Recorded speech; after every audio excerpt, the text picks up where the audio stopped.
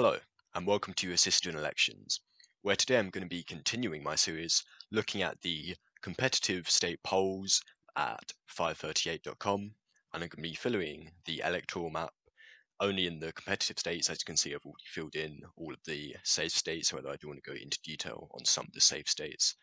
And we're going to be seeing who would win if we went by the polls as of the 12th of October 2020. There are 22 days left until the election. 8 million Americans have already voted, and Donald Trump is down in the polls by over 10 points.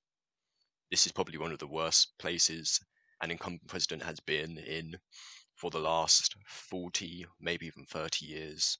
This is a terrible situation for Donald Trump at the moment. And I want to highlight your attention to two states, South Carolina and Alaska. Both went solidly for Donald Trump back in 2016, I believe. South Carolina went either 9 points or 12 points for the president, and Alaska was similarly a double-digit lead for the president.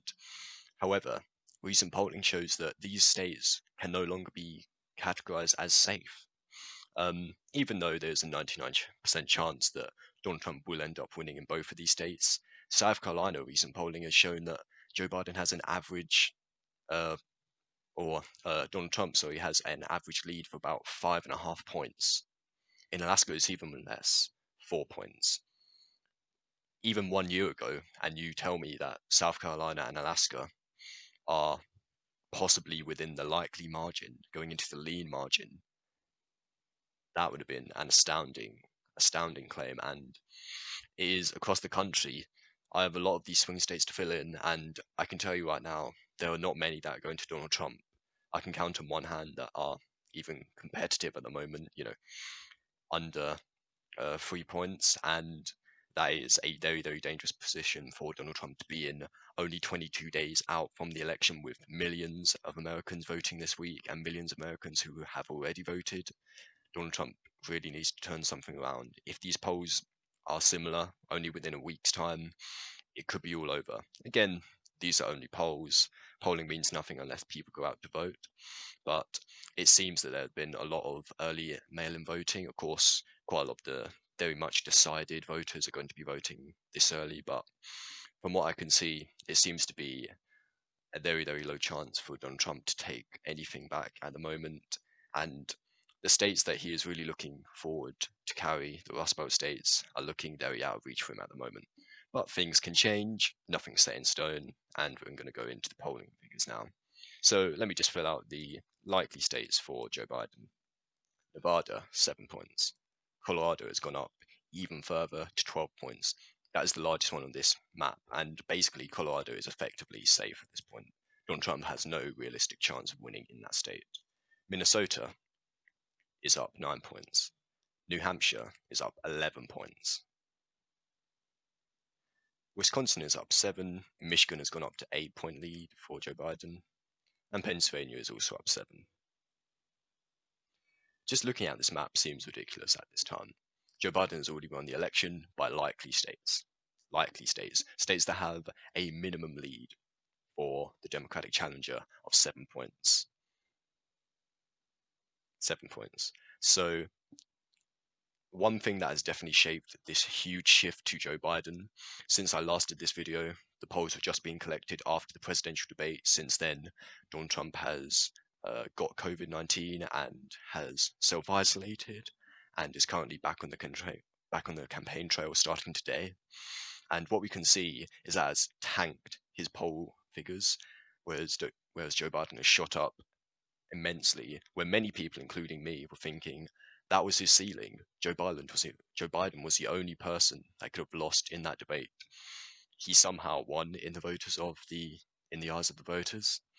And with COVID-19 affecting Donald Trump and the White House being almost a super spreader event, as we saw with Amy Coney Barrett's Supreme Court nomination, the voters have definitely not taken very kindly to the Republicans in general, let alone Donald Trump. And we can see that with the huge polling leads that have only risen in states that people thought were already dead and buried for the president. So I'm just going to move on from that and go into the likely Democratic states. Arizona is currently a 4-point lead. That is what it has been recently. Florida has jumped up immensely. It was only a 2-point lead when I looked at the polls only 11 days ago. It's now a 4-point lead, almost on the likely margin. Also looking at North Carolina. North Carolina going for Biden at a 3-point polling average at the moment. And I also want to characterize that Nebraska's second district is currently at a lean margin. You're looking about 4 or 5-point lead for Joe Biden there. And that's a very good position for him to be in a district that he was nowhere near, or the Democrats were nowhere near winning back in 2016. And as we can already see, we haven't even gone to the tilt states at this moment, but Joe Biden is up 334 to Donald Trump's 125. And Donald Trump does have a state that he has done pretty well in, and that is Texas. He currently is leading by just over 2 points, and that is a good sign for the president, as Texas is obviously the second largest electoral vote hamper that you could be looking for. 38 is very important. But if Joe Biden was leading, he has not been leading at any time in the average polls, but he's been very competitive in a state that was only, a decade ago was a solid Republican state, almost as solid as Wyoming and Oklahoma. Is no longer in that position, and in 4 or 8 years, we could realistically see Texas flipping, which is very damaging. That is, if the Democrats continue to have a national lead and Democrats continue to trend towards the positive, which it does seem to be happening unless something does drastically happen during that time. And the rest of the states currently have a tilt margin. Ohio, sorry, that's Iowa. Ohio +1, Iowa +1, and Georgia +1. And Maine second district is currently, going for 1 to 2 point lead for Joe Biden. So at the moment, I'm going to be characterizing it as a tilt Democratic district, and this would leave us with a final vote total of 375 electoral votes to Donald Trump's 163.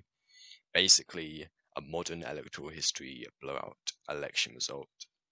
And even though I doubt this will actually happen, I doubt I will be going to Joe Biden on election day. I also doubt Georgia and possibly Ohio. Of course, Ohio has been the bellwether state for the last, how many years is it? Almost 70 years at this point. It's been quite, actually not 70 years, 60 years, sorry, since the 1960 election. It has been very accurate in predicting the electoral college winner, which is a very, very bad sign for Joe Biden. For Donald Trump, as these are the states that he solidly carried. Ohio, almost 10 points. Iowa, almost 10 points. And Joe Biden is leading by a narrow figure, but a narrow figure is still a lead. And if these polls are anything to go by, which they seem to be, I'm going to go into further depth of the national polling, which currently has Joe Biden at, if you round it up, 11-point lead nationwide. And Hillary Clinton only ever hit a 7-point nation lead wide around this same distance, around 20 days before the election. And it did start to drop after that, but Joe Biden is up 4 points higher than her at her peak. And there doesn't seem to be a sign that he's slowing down at the moment. So there is a very precarious position that Donald Trump is in right now. If he wants to still have any chance of winning this election, he has to easily gain back all of these lean states, lean and tilt states that he won back in 2016, as well as these 3 Rust Belt states. At the moment, it's looking quite far out of reach, but you never know. There could be proper October surprise that could damage Joe Biden. But at the moment, this is what the electoral map is looking like as opposed to the 12th of October 2020. Joe Biden would easily win the election with 375 electoral votes to Donald Trump's 163. So, thank you for watching. Hope you enjoyed. Remember to like, comment, and subscribe, and I'll see you all again soon.